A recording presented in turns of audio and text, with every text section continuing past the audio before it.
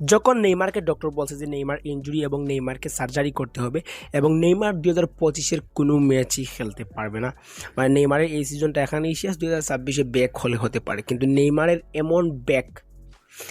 এমনভাবে ব্যাক করছে যেটা পুরো ফুটবলকেই কিন্তু ভাই তাক লাগাই দিছে, পুরো ফুটবলকে। মানে সবাই বলে হঠাৎ করে, মানে নেইমার যখন সবাই চিন্তা করছিল যে নেইমার আর 2025-এ খেলতেই পারবে না, সবাই মানে দুঃখ, যারা নেইমার ফ্যান্স আছে তাদের হার্ট আবার ব্রেক এবং সবাই বসে ভাবছে যে শেষ, নেইমার আর কোনো কিছু। কিন্তু ঠিক তখনই নেইমার এমনভাবে ব্যাক করছে নিজের টিমকে সাপোর্ট করার জন্য, নিজের টিমকে রেলিগেশন জোন থেকে বের করার জন্য, সান্তোসকে হেল্প করার জন্য, সান্তোসকে রেলিগেশন জোন থেকে বের করার জন্য নেইমার ব্যাক হয় এবং নেইমার সান্তোসের হয়ে একটা ম্যাচ খেলে এবং ম্যাচের মধ্যে স্কোর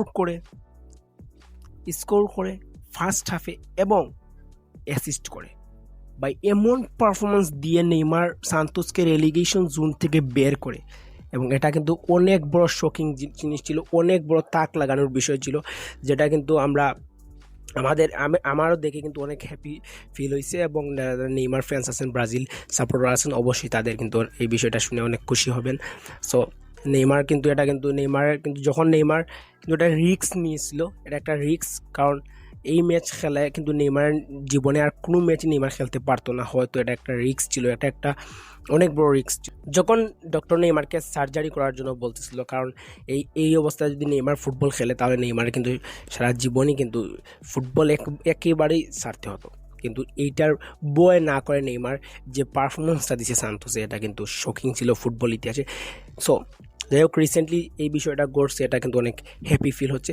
তো তারপর যে বিষয়টা ঘটছে মেসি ফ্যানদের, মেসি 47টা ট্রফি অলরেডি জিতে গেছে ইস্টার্ন কনফারেন্স কাপের সাথে, এবং বর্তমানে মেসি হচ্ছে ফুটবল ইতিহাসের সব থেকে বেশি অ্যাসিস্ট করছে, মেসি 405টা। এবং তারই সাথে সাথে মেসি MLS এর ফাইনালে চলে গেছে ইন্টার মিয়ামিকে নিয়ে, এবং MLS এর ফাইনাল হবে 7 তারিখ। এবং এই ম্যাচটা জেতার পর মেসি 48টা ট্রফি জেতার সম্ভাবনা, মানে মেসি MLS জিতবে, এটা কিন্তু সম্ভাবনা অনেক বেশি, কারণ মেসি প্লে অফ থেকে MLS এর ফাইনালে চলে গেছে ইন্টার মিয়ামিকে নিয়ে, এবং ফারুক পারফরমেন্স দিয়ে কিন্তু নিচে অ্যাসিস্ট করছে, পুরো 405টা অ্যাসিস্ট অলরেডি হয়ে গেছে, ফুটবল ইতিহাসে সব থেকে বেশি অ্যাসিস্ট, দ্য গড। সো তারপর আসা যাক হচ্ছে আপনার আজকের যে ম্যাচটা, চেলসি ভার্সেস আর্সেনাল, প্রিমিয়ার লিগের সব থেকে ভয়ঙ্কর ম্যাচ এবং সাপে নেউলের যুদ্ধর মতো ম্যাচটা হবে। এবং আর্সেনাল আজকে একটা জিনিস আমরা কনফার্ম করতে পারবো যে আর্সেনাল আসলেই কি প্রিমিয়ার লিগ নিতে পারবে কিনা না, এবং প্রিমিয়ার লিগ জিততে পারবে কিনা। তাদের জীবনের যে জিনিসটা তারা সারা জীবন ট্রাই করে গেছে যে একটা প্রিমিয়ার লিগ নেওয়ার জন্য, সেটা আসলেই হবে কিনা না, সো এটা দেখা যাবে।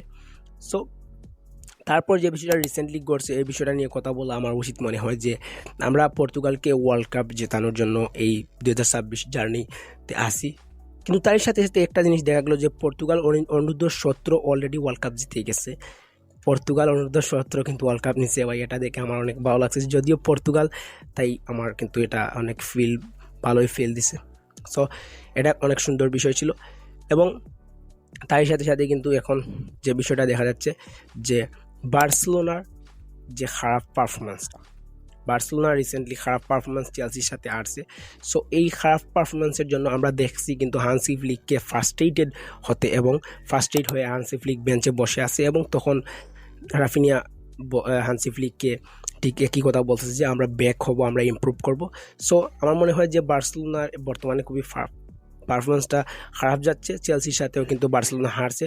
সো এখানে কিন্তু যে প্রবলেমটা দেখা যাচ্ছে সেটা হচ্ছে ডিফেন্ডিং প্রবলেম, আড়াহর রেড কার্ডটা চেলসির সাথে। সো ডিফেন্ডিং প্রবলেমটা খুব ভালোভাবে ইনিগো মার্টিনেজ যাওয়ার পর এটা দেখা যাচ্ছে। সো এই রিসেন্টলি এই ঘটনাগুলো কিন্তু ফুটবলে কিন্তু অনেক শকিং ছিল, অনেক মজার ছিল। সো আপনাদের কাছে কেমন লাগছে এবং কোনটা সব থেকে বেশি শকিং অবশ্যই কমেন্টে জানাবেন।